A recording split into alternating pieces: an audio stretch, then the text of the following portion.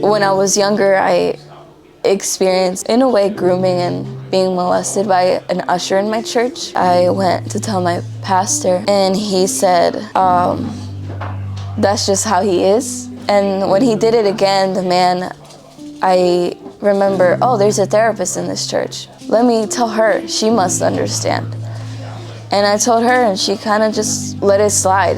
And it just broke me. Like, why are the people that I should be reaching out to aren't helping me?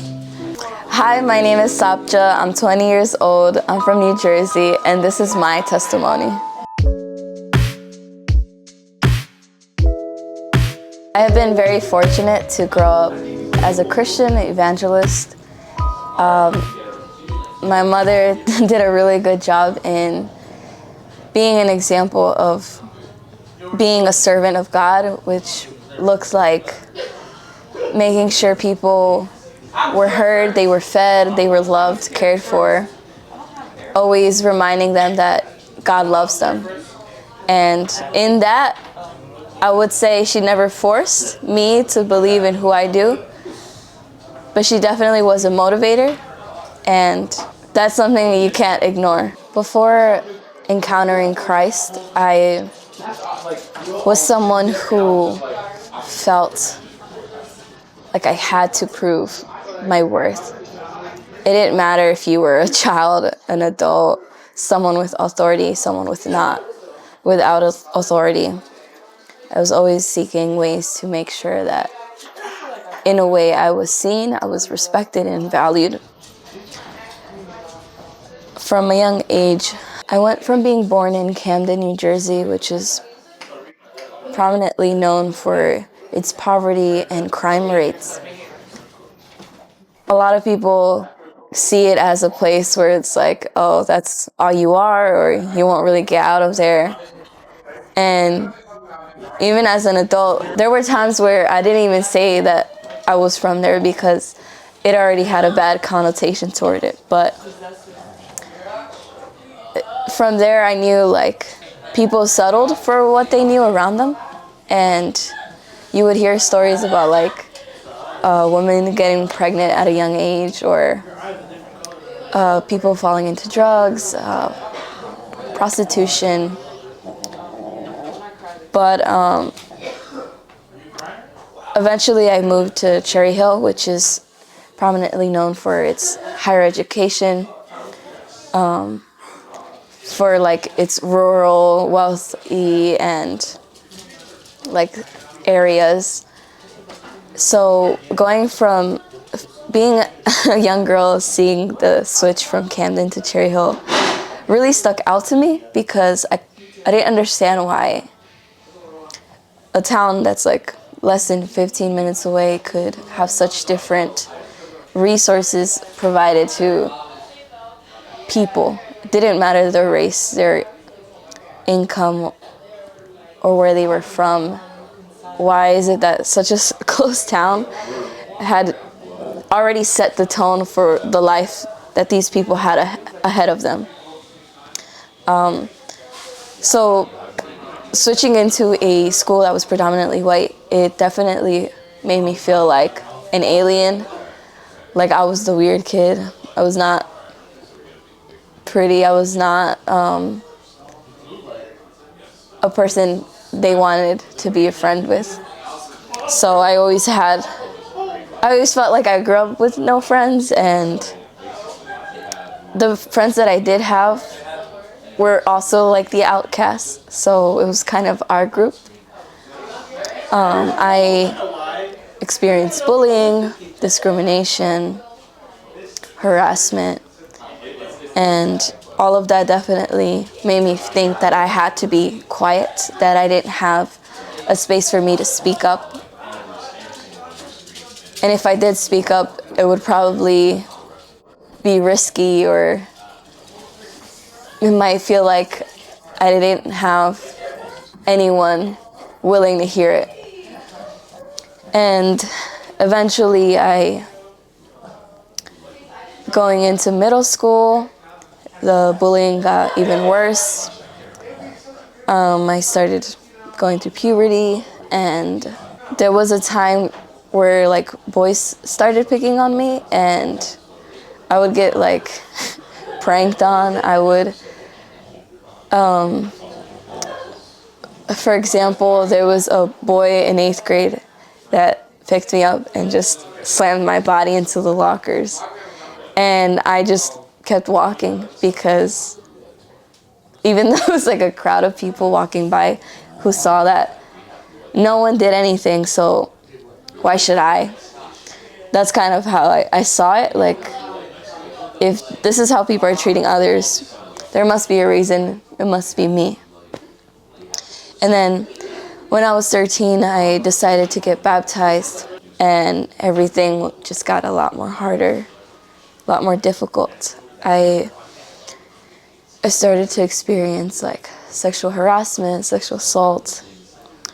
It was really bad and heavy when I got into high school because I started to realize that boys were noticing me, and it was always in a way that was physical, not really who I really was. And that made me think, oh, this is the only way that I'm gonna get seen, I'm gonna get desired. And I started to date someone who was not a Christian, and he exposed me to a lot of lust and sexual sin. From that relationship, it really damaged me to the core.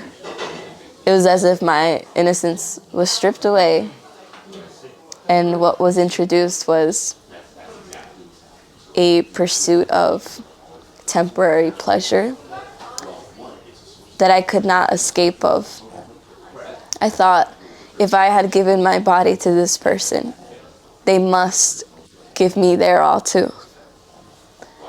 And I realized from like all of my experiences in the past, all I ever wanted was to be held, to be loved, to be seen.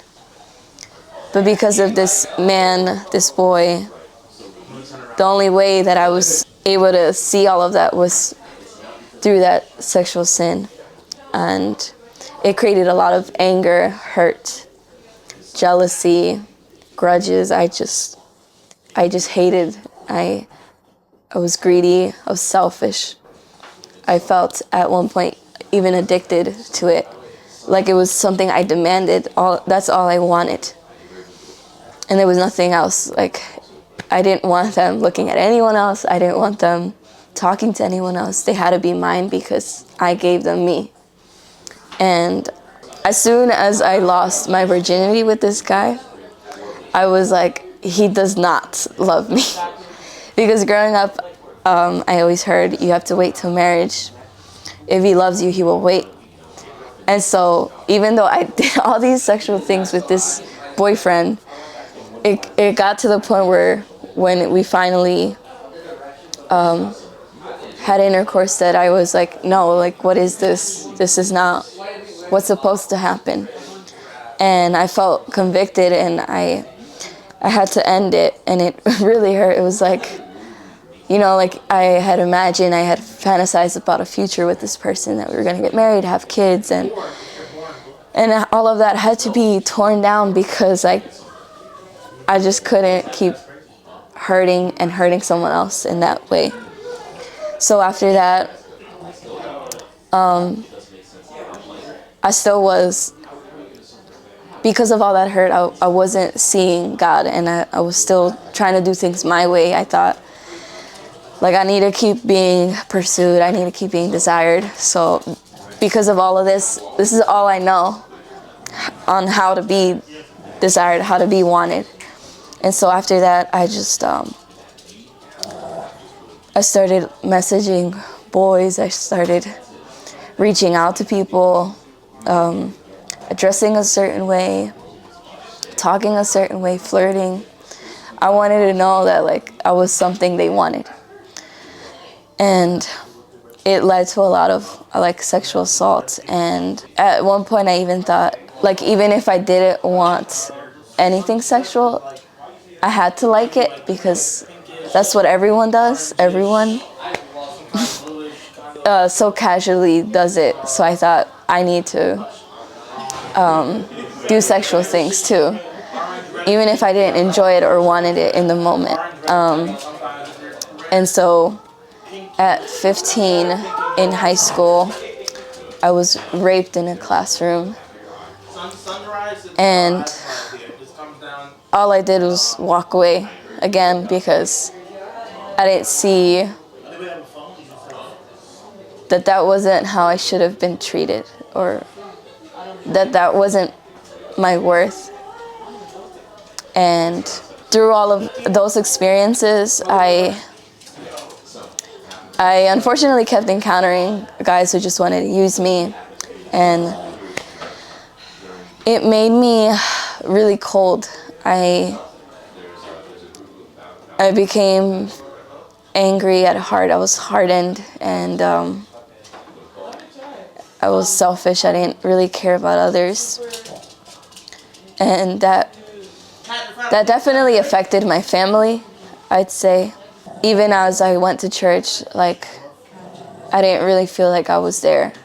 I was always anxious. I was always upset. And I was never upset at God. I was really just upset at people. I couldn't believe that they would hurt me that way because I thought I wasn't capable of doing that to them. I noticed that I started having thoughts of, like, if this is how guys would treat me, it would probably be better to be with a woman. Maybe they would be more gentle. Maybe they would genuinely love me. And so I started having thoughts of, like, being attracted to women. I remember in like elementary, middle school, there would be like one masculine female that I would be drawn to, but I would never really go really deep into it because I would still have that in the back of my head, like, it's an abomination. I can't even go into it because I can't, that's wrong. So that's what prevented me from ever pursuing them, but I really felt like maybe I should just, be gay because maybe that would be easier. Maybe I would be less hurt. That fear, like, prevented me from that, so I didn't. And that also caused me to stay away from making female friends. I thought, like, that wasn't okay. I couldn't even get close to them. So I would always be hanging out with boys and trying to be tough. I even started wrestling in high school so that I would break out of my shell, to stop being quiet, and just to do things that would make me feel like I am strong, despite how people treated me through their words or their actions. So it was just a lot of, like, trying to prove that I was okay. In high school, like, I would try to get all A's. I would try to be involved and be on good terms with teachers so that they could see, like, I was someone worth or, like, capable of success despite where I come from. But even that, like, didn't overcome the hurt that I was experiencing or trying to hide. But obviously that was portrayed with my actions and words and the way I treated people and used people and hurt them. When I was younger, I experienced, like, I guess, in a way, grooming and being molested by an usher in my church. And I remember him reaching out to my parents and saying, she's really angry, like, she's really rude and you need to, like, correct her. And I remember my parents telling me, like, I had to be nicer. And at the time I didn't know, like, that's what he was doing to me. So I'm assuming that, like, valid reaction that I was upset as a little kid. But as time went on, like, I started realizing that he was treating me the way the people out in the world were treating me, outside the church were treating me. Putting his hands on me, making inappropriate comments about me and my body.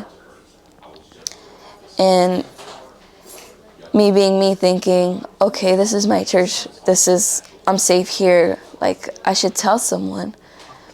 And I went to tell my pastor, and he said, that's just how he is. That's how they are from their country. And I remember taking that as like, what? And just walking away, because what could I do? And when he did it again, the man, I remember, oh, there's a therapist in this church. Let me tell her, she must understand. And I told her, and she kind of just let it slide. And it just broke me. Like, why are the people that I should be reaching out to aren't helping me? Why am I the one having to be okay with this? Why am I the one that needs to forgive them? Why aren't they the ones that are told to act on it? And so I started having a lot of hurt and distance towards my church. I never thought of my pastor as my pastor after that day, meaning I had lost my respect for him, meaning that I had stopped listening to the sermons, meaning that I lost trust in the church, in the people that were supposed to help me. So I had just kind of been a person in a seat in a building. That was just all it was for me. Then suddenly the pandemic happened, and it was like a relief. I know there has been loss for people. I lost my grandparents, and that was hard to see in my family, the mourning. But it was a time for me to really reflect and realize what was going on in my life.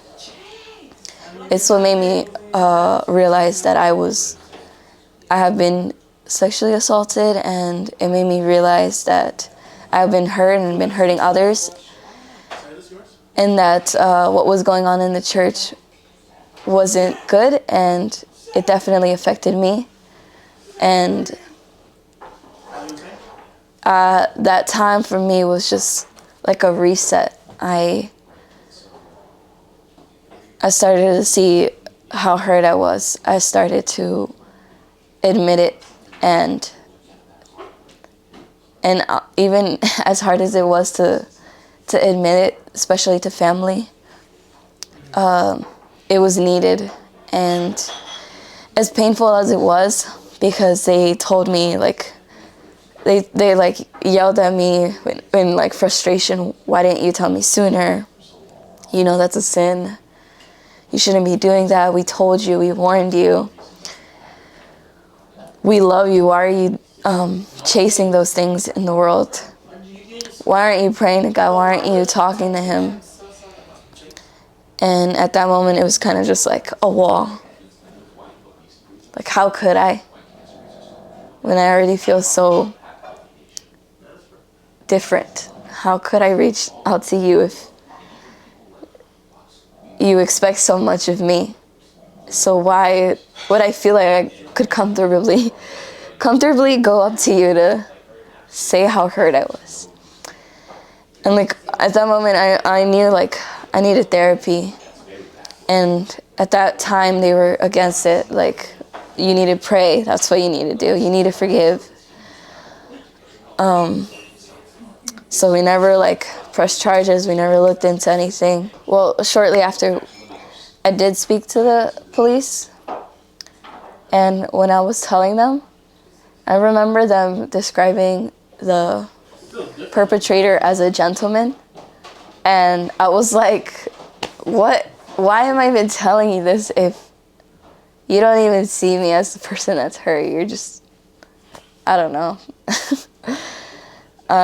I lost trust in the enforcement, the law enforcement from that moment.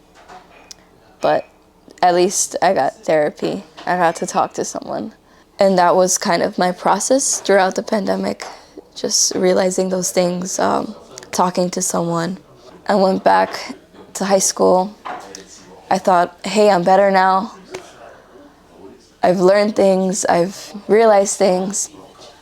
But again, there's a boy, he gives me attention, and I just want him to be mine and only mine. And that draws out, and I finally graduate. I cut all of them off. I travel. And I honestly didn't even think that I would get into college. I thought everything would be over since I was 15. But I got accepted, and I went to the university, and things just got a lot more difficult because there was a lot more freedom, a lot more people who were also in pursuit of being wanted. And this exposed me to a lot more people who were into the hookup culture, people who wanted to party, people who were in the LGBTQ community. And I just saw all of that as so, like, normal. And, oh, like, you're allowed to talk about it, you're allowed to ask questions. And so I said, okay. Me being me, I love to meet people, so I started meeting people. They would talk to me, and that obviously influenced what I was thinking and how I wanted to act or do things.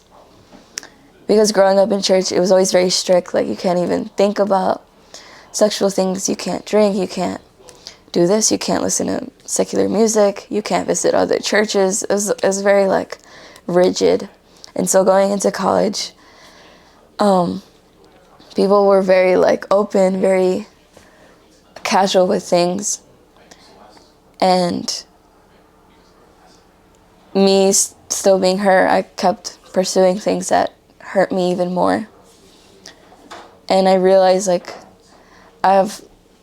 being a hurt person, I have hurt others. And likewise, they have hurt me, and that just caused a lot of, like, hurt and selfishness. I thought I was trapped in that cycle of just wanting things and then being unsatisfied, wanting more, unsatisfied, wanting more. I thought, like, that's all I was, someone sexual, someone craving these things to be appreciated. And in my first week of college, I was sexually assaulted by a grad student who was well known in the community, so my report meant nothing.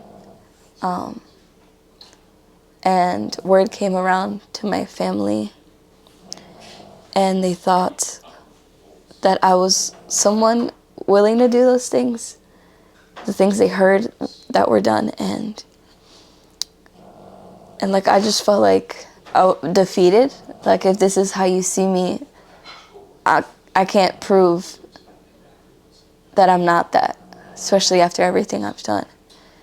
And one day they sat me down in the living room. They started telling me how, like, dirty it was, how, like, I should know better. And on the TV screen, they put up, like, AIDS and STDs. And at one moment, my parent brings 2 apples, one rotten and one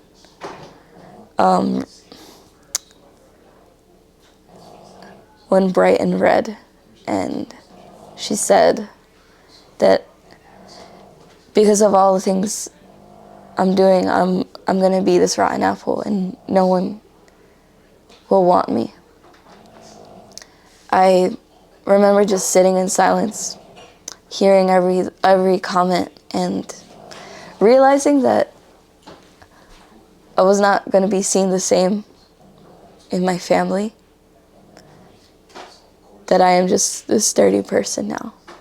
And so I would just roam around through the house to my school, back and forth, trying to earn their trust again, trying to earn a title that's more than 30. And I really got into being involved in school. I got really good grades. I was involved in a lot of clubs, a lot of activities. I started doing research. My name started getting out there. I started being involved in a lot of events people wanted me to speak at. And again, my family started seeing me as okay, she's doing great. She's doing better. And it felt good. It felt like that's what I had to keep doing to succeed for them, so that I wouldn't be a stranger anymore at home. But even with all of that hurt from church, from family, from people, still I kept trying to pursue someone that loved me. And so it was a spring break missions trip. I went to New York, and I'm ashamed to admit this, but the reason I went was because I liked this guy. And I do love to serve, but I know deep in my heart that I went because I wanted him to see me. Even before that trip, I had already developed a big crush on him, but I could tell he wasn't interested. But during the trip, he started to see me. He was a big jokester, clown, so he was always getting everyone's attention. But I was always the one that genuinely liked what he did. A lot of people kind of reprimanded him, relax, because you shouldn't be doing that. And even you could tell he wasn't a strong believer. So it kind of made it easier to pursue someone who kind of went through the same thing. There was a moment in the trip where he said he wanted to get cannolis, and it was 9 p.m. at night in New York. And I was like, of course, I'll be there. And we went as a group, and the store was about to close, and he said that he would go run and get it. And me, I'm like, he shouldn't be alone. Let me run with him. And so I ran after him. And let me tell you, I'm not a runner at all. But I ran and I kept up. And by the way, he runs track, so he is a runner. I kept up, and at one point he turned and I lost him. So now I'm alone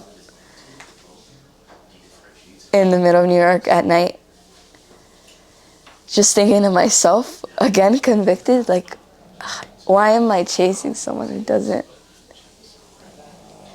even care about me? Why am I putting myself at risk for someone who doesn't even know me, who doesn't love me? But still, I kind of just let it go. I just walked it off, and I was like, well, this is where I'm at. And then when we regrouped, he came to me and he hugged me, and I remember being so hurt. How is it that you hug me after all this happens? Why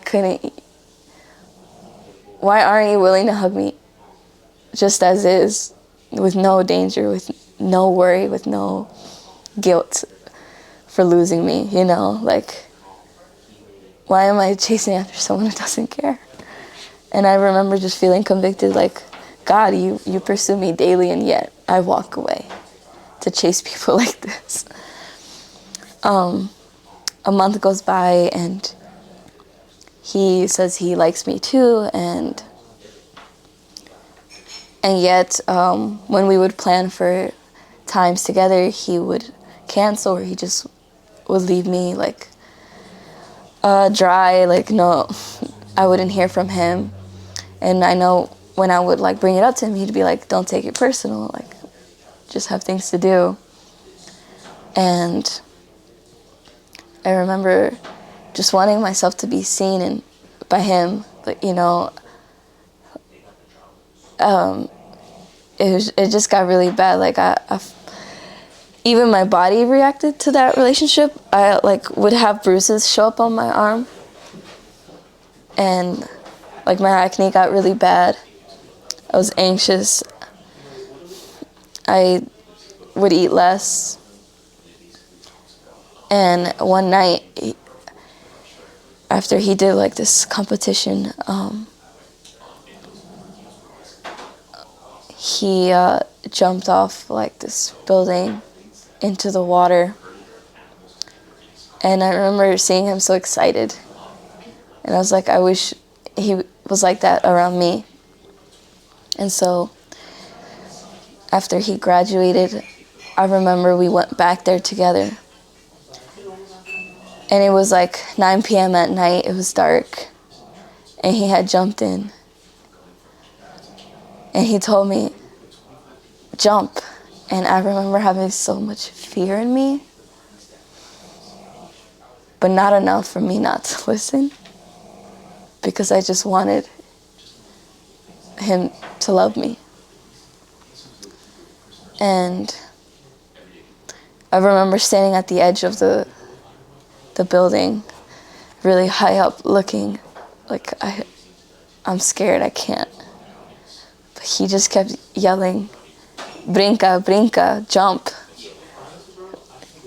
This guy's a white man and he's speaking Spanish to me. Like, he is just doing whatever he can to like bring me down into his world. And as dangerous as it was, I jumped. Not once, but twice. I jumped. I remember thinking I shouldn't be doing this. I could get hurt. But how much I want him to see that I'm not afraid, that I am strong. Overpowered that. So I let go of like everything that was telling me to not do it. And I jumped. And when we got out of the water, he looked at me in his eyes. He looked at me eye to eye, and I remember seeing him like he was in awe, and I was like, finally. And he looks down, and my whole knee is gushing with blood. And I know when I had jumped, there's something that hurt, but all of that was ignored because I just wanted him. And my knee was just bloody. It looked like a horror film scene in a movie, and I didn't even cry. I didn't even do anything. I kind of just looked at him and looked down, and I kind of accepted it because I got what I wanted, to be seen by him.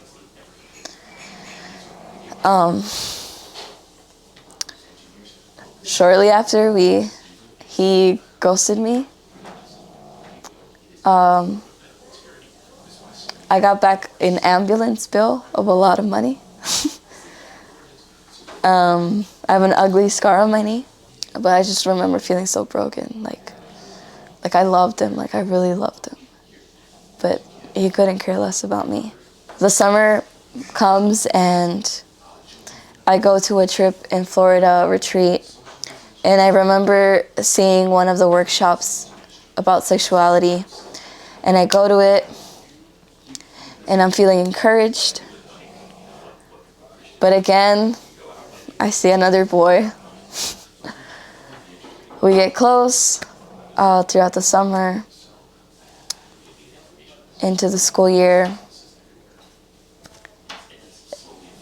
and I just couldn't be with someone else. I just realized like there's so much healing that needs to be done, and I can't keep ignoring it. In the summer, I also went to Texas for like a research opportunity, and I was surrounded by like females who loved to party, who were lesbians. And so I remember having thoughts again about being gay and starting to have a desire to try alcohol and smoking and partying. And I think I just wanted to fit in, honestly, to feel like I was okay with this, like it didn't bother me. So I started to try alcohol. I started to have sexual thoughts. I looked into porn and I tried to masturbate, but then an incident happened between those girls that just was like an immense chaos that made me realize I'm not meant to be a part of that. And so it stopped, and it wasn't until later that I realized like something needed to change. Even when I was in Texas, I knew that like I still wanted to go to church. I wanted to find the church. And so like I had to make sure that that was done, and I met people that were willing to drive me to church, to take me to their youth events, and it was great. Like I miss it because I like started to realize like I need to be surrounded by people who love God, who know His love. And like I was praying, like, God, bring me people, surround me with these people. And so to be able to be cared for even in a state far away from home, away from family, like I really did see His love. And I like went to this event, this 3-day event, and it was about like all the youth coming together, worshiping, hearing sermons, and just fellowship. I remember hearing one of the guest speakers talk about a video he saw online that was very gruesome. It was about some animals in the jungle attacking each other. And usually when we go to a zoo, we think of like nice, tamed animals. But when he was describing this, he brought up a detail to me that stood out. When he watched this video of these animals attacking each other, it was on mute because he couldn't stand hearing it. He could see it, but he didn't feel comfortable enough to hear it. And he brought that in relation to what it's like to hear about Jesus' death and His resurrection. I think many times it's easy to say, hey, Jesus loves you, but to really know the depth of how He showed that to us, it's like we ignore it. We want to mute it because we don't want to feel the weight and the guilt of like the pain that He experienced for us, for you. That just shifted my perspective of His death for me, His love for me, His resurrection for me. It was that, in a way, I couldn't ignore it anymore. I couldn't minimize it or diminish it, the act that He did for me, because He loves me. And despite maybe I haven't chosen Him, maybe I haven't pursued Him, but He still loves me and He's waiting for me. And that just blew my mind, because every day He's giving us an opportunity to know Him, to reach Him. He has open arms, and it's just about us really opening our eyes, softening our hearts so that we can really take in that act of love that He did for us. An area of life that God is growing in me right now, I feel like a lot of times I worry about my future. I need to be a certain way. I need to have certain things so that I can be successful. But often with that comes feeling like I don't have enough money, or I'm not doing enough in school, or I don't have the right friends or jobs or opportunities, things like that. And time again, He's always providing. He's always been there to provide like when I'm going on a missionary trip, or when I feel that I have a desire to write a song, he brings people around me that love to compose, that love to arrange music. Like, I know that can't be anyone else but him. Hearing me, hearing my desires, hearing my, like, looking in my heart and seeing what I need before I even knew I needed it. And despite feeling like maybe I've reached everything I've ever desired or not, he tells me again and again, I have better. I am better, and that is enough. So right now, God is just teaching me to trust him, to love like him. And I'm just really grateful because I don't deserve any of that, but he loves me. If someone were to come up to me and ask me, why should I follow Jesus? I would tell them, in the same way that you long for a hug, whether you achieve something great or you're going through a really hard time, that feeling of being held in warmth, in a long, tight hug, is the same way that he calls me to him. And I want that for you. I want you to know that you're loved, that you're held, that you're protected, that you are healed from whatever is bringing you back. Like, he has so much for you.